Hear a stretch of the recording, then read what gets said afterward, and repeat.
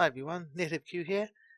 Just thought I'd do a quick video about Stasis Webifiers and how to use them and how to get your big ships into warp really quickly. So obviously we're not going to be using this Crusader here, which is an interceptor. I will get into, say, my Oracle. Let's just go ahead and do that. And what we'll do is we'll warp that to a belt and we'll stop it. And then we'll see how quickly we can get back to the station. So while that is on its way to a belt, let's just find out what belt. Okay, let's go to the Colossal. We'll go at 100 so we don't disturb anyone. Warp drive active. So while that guy's in warp, we'll go over here. So this is the ult that I'll be using for it. He's just in a Hulk here. Just an ore mining Hulk, just got a couple of strip miners in there. But you do notice that in the mid slot he's got a Stasis Webifier Tech 2. And what that does is it, where is it? There we go. Reduces the maximum velocity of a ship by 60%. So that basically means that the ship that you target and uses Stasis Webifier on is only going to go 40% of its maximum speed, and this is really important to get ships into warp quickly. So I'll show that to you. We'll undock this guy and we'll go follow the Oracle. Right, the Oracle has just entered warp, so there she goes, Adina, my Oracle pilot.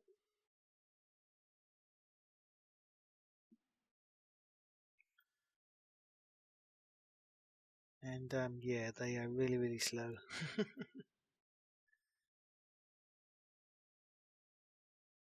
And we should be landing soon.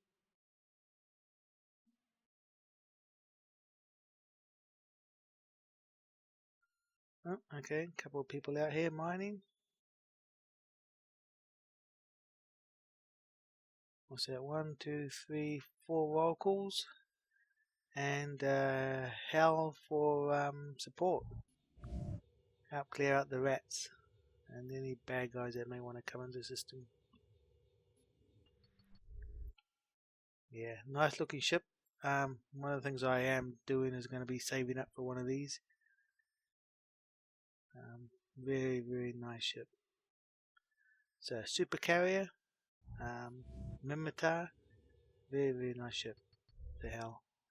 Okay, so I have dropped out of warp, so I'll do the old trick to stop quickly. There you go. Stop. Right, he's going to stop. Now what I'll do is I will then get my ult to warp drive to the Oracle.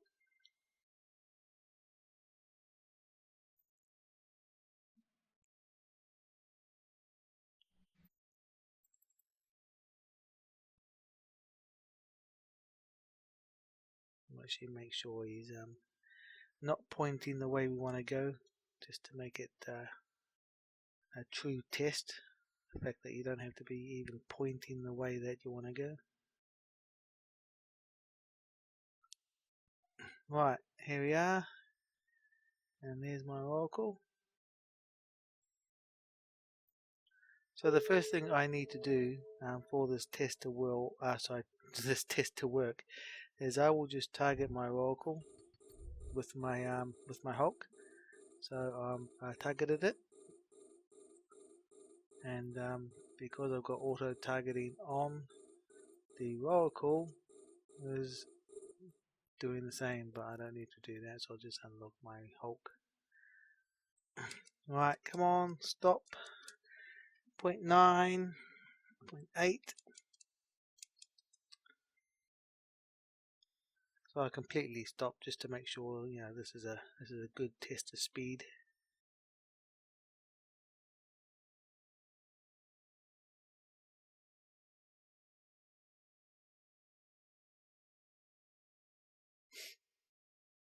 Just about there.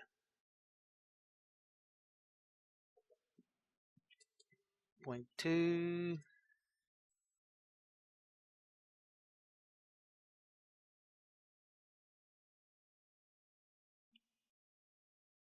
point 1,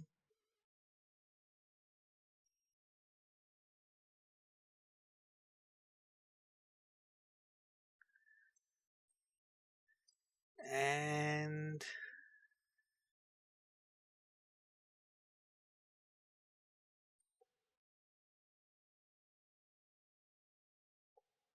and 0.1. There we go. We've completely stopped. So let's say bad guys were coming down the pipe and I needed to get out of siege, i.e., I have cycled read the industry core tech 2 and it's finally stopped, so I'm able to warp out. What I would do is I'll just show it. What I need to do is I need to make sure that we get up to speed. We need to make sure that we're going at least probably 15 meters a second, and then I will activate the Stasis Webifier on my Hulk that targeted the ship. So let's do that really quickly. So what I will do is I will select where I want to go. I will say dock or just warp, it doesn't really matter. So let's just say I want to warp to the station. I'll do that, and as soon as we get up to around 15 meters a second, which is about there, I'm going to hit the Stasis Webifier, and we are now in warp, and we are warping sideways. Now, don't know about you, but that was the fastest warp that I've seen of a Oracle. That was pretty instantaneous. It only took a couple of seconds. So why does it work? Quite simply, if we say the maximum speed of the roll call is, as you can say, 75%, 75 meters a second, and we work out what 40% of that is. So 75 and 40% of that is 30. So to get into warp, what we need to do is we need to make sure that our maximum velocity before we hit, or close to when we hit, the Stasis Webifier is 30 meters a second, that being the maximum speed of the ship, and i.e. it's way past the point at which the warp drive actually kicks in. I think the warp drive kicks in at about 75% maximum speed. I'm not too sure about that. Someone can quote me. Well, not quote me, but correct me if I'm wrong. But yeah, normally warping is around here, which is about 57 or 60%, or 60 meters a second. That's your warping speed there. That's the speed you need to get to be able to get into warp normally. So 40% of, say, 60, which is probably a better way to do it. 40% of 60 is only 24. So we're going to make sure that we are going around the speed here, around here, yeah, well, 24%. So as long as the blue bar hits here and we hit the Stasis Webifier, when the maximum speed drops down to only 24%, would be past the point that we would enter warp. So even though the Stasis Webifier, it doesn't slow you down. All it's doing is it's reducing the maximum speed that you can go. So if you're going faster than your maximum speed, then you know as soon as you get webified, you are going your maximum speed. And the warp drive works on 75% of your maximum speed, whatever that is. If you're stasis webbed or not, the warp drive will not activate unless you're about 75% of your warp speed. Of your maximum speed. So if the Stasis Webifier reduces your max speed, that means that you don't need to be going as fast to enter warp. and because your speed was already up before you hit the Stasis Webifier, it's basically an instant warp. Hopefully I've explained that properly. it's yeah. Docking request accepted. Someone can correct me and put it into a nice little comment below exactly the maths behind it. But yeah, it's pretty good, and that basically works for any ship. The Oracle. What's another slow ship? Let's just do the Orca, because that's what we were using before to test speeds on. Where is there? It is. Alright, let's go and get the Orca. Take that out, and we'll do exactly the same test, and we'll see how quickly the Orca can get into warp. But I think the Royal Cause is a really good good example of how quickly you can get a big ship into warp, because that was pretty instantaneous. Alright, I'll warp to my Hulk pilot, which is Arnon. Warp drive active. And we'll do the same thing.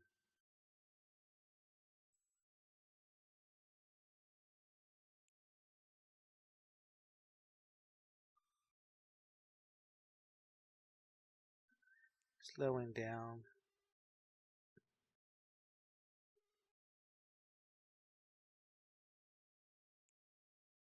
It always takes a lot longer once you've just undocked from a Citadel or station to enter warp. Well, unless you're aligned properly to begin with when you undock. There we go, and we're warping.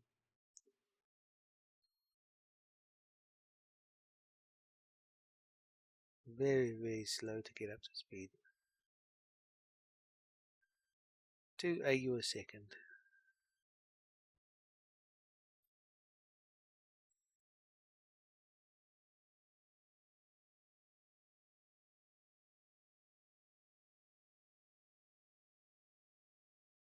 So yes, I have been doing some carrier ratting in my NETFQ, just a standard carrier Minmatar I should say.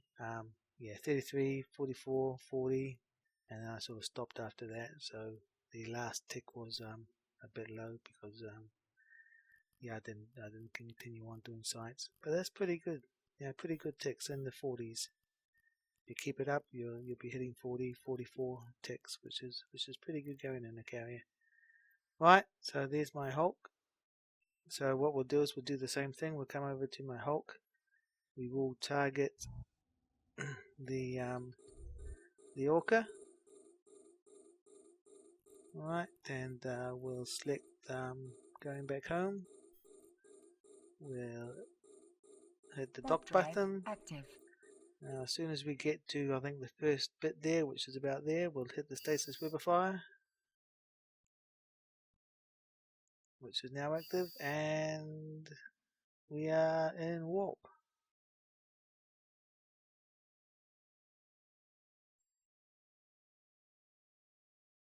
So I think that's fantastic. I'm always going to use this trick now of fitting a Stasis Webifier to at least one of my alts when I'm out mining in a Oracle or in a Orca. Just simply because it's just instant warp. You don't have to wait, 20 odd seconds for you to align your Oracle or Orca before you can enter warp. And then you don't have the hassle of fitting a 500 mN micro warp drive on your capital ship just to be able to get your speed up to enter warp quicker. It's just a simple Stasis Webifier. They're really cheap, and they do the job. It's not only that, but especially if you're gating, say, if I come look over here, if you're gating a transport ship, so we've got we've got the Arc jump freighter here. Now, normally I would never gate this, but as you know, that some systems, especially high-profile systems like ours, we do have a jump jammer a sino jammer in system. That means that no one can jump into the system for to a sino point, and that prevents us getting hop dropped, which is fantastic. It just means it doesn't stop everything. You can still light a covert sino in system, and you can still covertly jump to that. That still works, but you need skills to be able to do that. But for the average Joe Blob hop chopper that just uses a regular sino, he won't be able to do it in this system here, and quite a few systems within Esoteria where Test Alliances is based. So yeah, I would never really gate this, but obviously to get into this system that I'm in at the moment, I have to. That's the only way to get this in here. So normally what I do is if I do gate it, I always have an alt on the other side of the gate with a Stasis Webifier, so I can web it and get the arc off the gate as quickly as possible and into warp. Same with the the old Providence here, which is not a jump freighter, it is just a freighter. And why I love these is especially if you're doing manufacturing and ore processing or reprocessing, this is a great ship to have in system, simply because of the amount of cargo that it can hold. As you can see with the Providence, if you've got 3 expanded cargo hold Tech 2s in the low slots, you can basically get over 1,000,000 M3 million cubic meters of cargo in the cargo hold, which is fantastic if you're transporting minerals between your refinery and your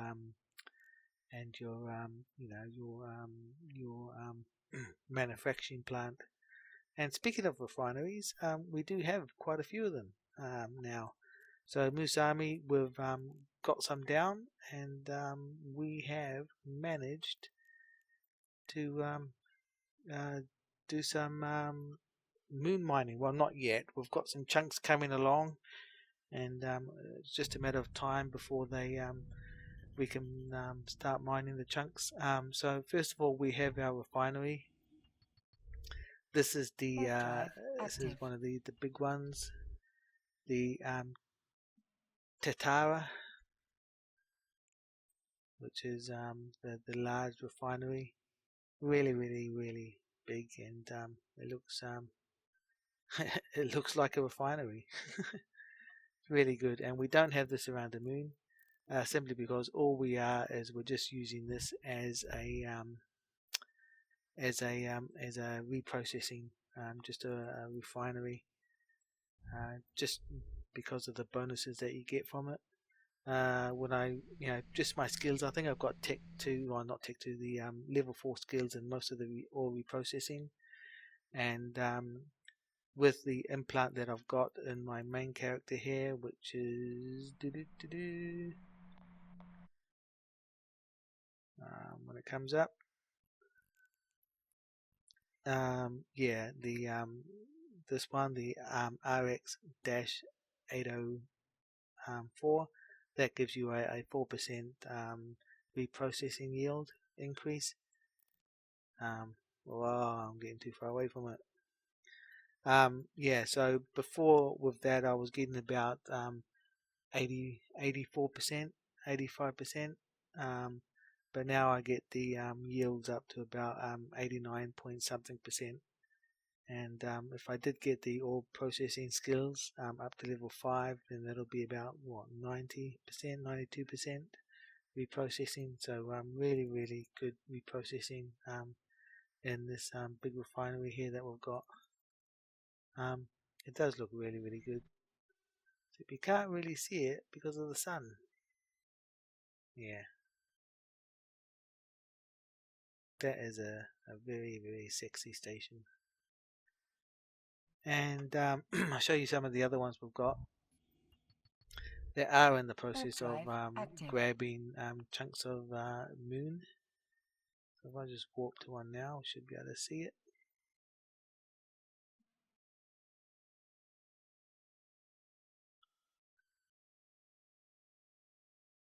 and this one is not currently grabbing anything. I forget which one it Warp was. drive active. Let's just go to the other one.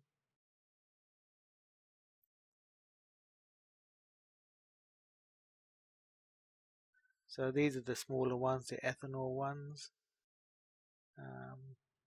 No, it must be. God, which one was it? That's Warp Moon drive 10, active. Moon 9.